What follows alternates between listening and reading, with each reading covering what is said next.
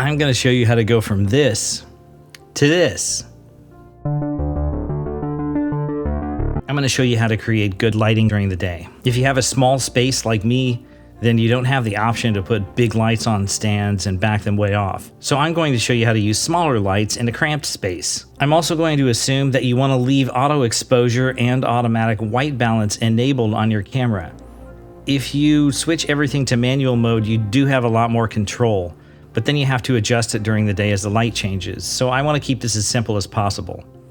It can be challenging to see what each light is doing, so let's work with one light at a time to set things up. Turn everything off except for the sun. Let's start with the key. The key is the primary light source.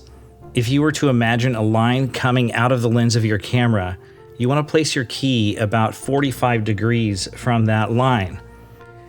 Here's my key.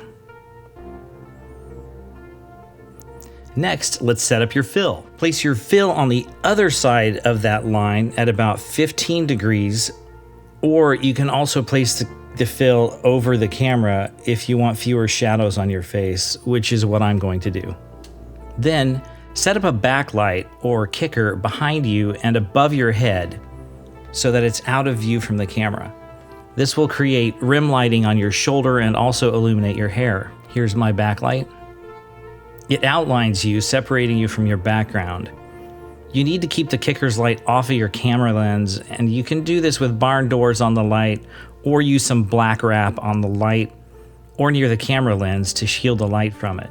If you don't do that, it will reduce the contrast of the image or create lens flare. I'm using a piece of black wrap in my case to keep the light off of the lens. Next, let's light up your background.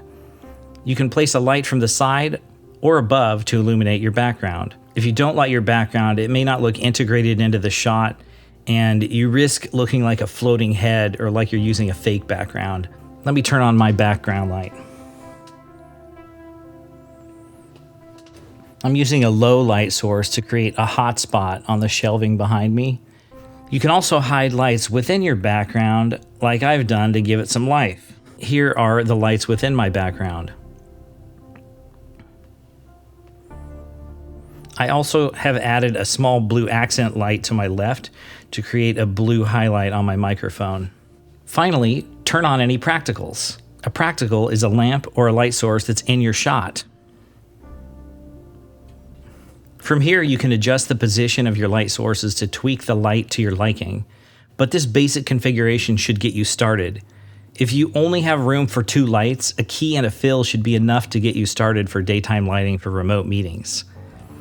If this video helped you, please like, hit that notification bell, and subscribe so I can continue making more of these in the future.